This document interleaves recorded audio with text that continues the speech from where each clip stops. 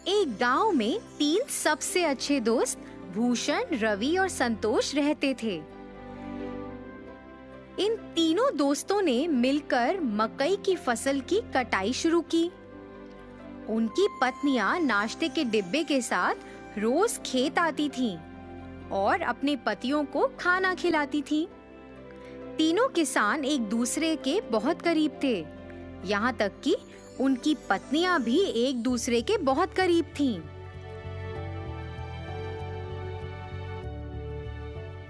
तीनों ने बहुत मेहनत की और बदले में उन्हें बहुत अच्छी फसल मिली। इसके साथ वे गांव के बाजार में मकई बेचने लगे।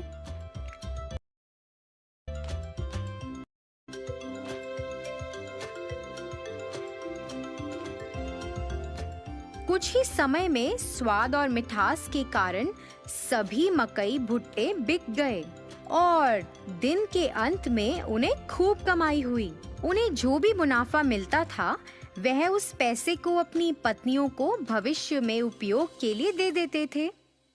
उन 3 दोस्तों के लिए फसल काटना, खेत में देखभाल करना।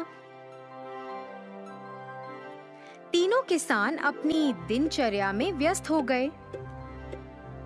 उनकी पत्नियां अपने दैनिक घरेलू कामों को पूरा करती थीं और एक साथ एक जगह बैठकर फिर गपशप करती थीं।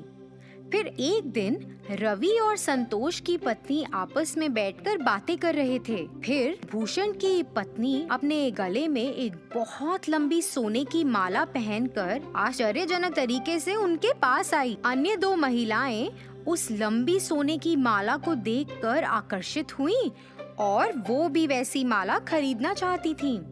यह जानने के बाद कि भूषण की पत्नी ने अपने पति की बचत से सोने की लंबी चेन खरीदी है, उन्होंने भी अपने पतियों की बचत से सोना और साड़ी खरीदे और फिर उन्होंने ऐसा करना शुरू कर दिया।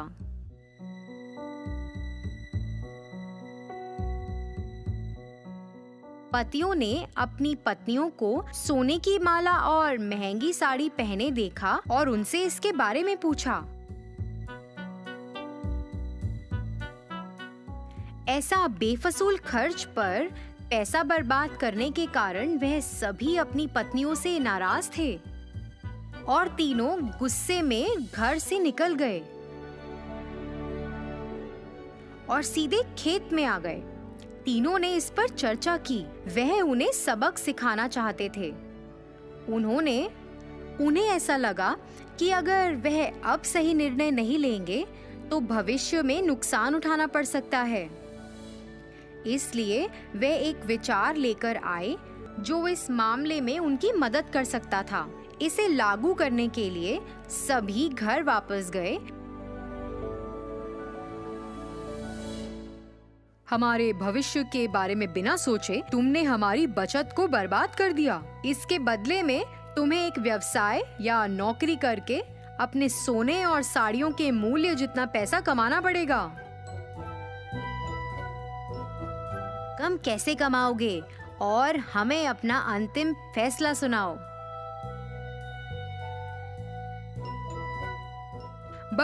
हमें बस ये बताएं कि आप तीनों कब शुरू करने जा रहे हैं। जल्दी निर्णय लो। आप महिलाओं के पास सिर्फ 30 दिन हैं।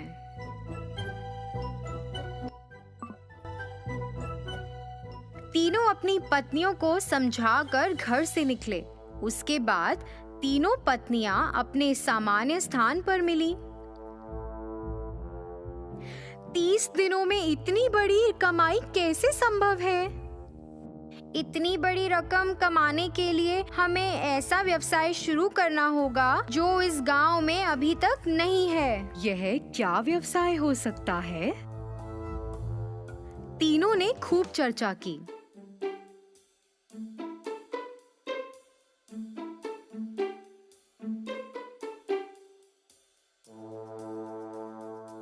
अरे मेरे पास विचार है। हमारे पति से सभी भुट्टे खरीदते हैं। हम 3 प्रकार के भुट्टे बेच सकते हैं।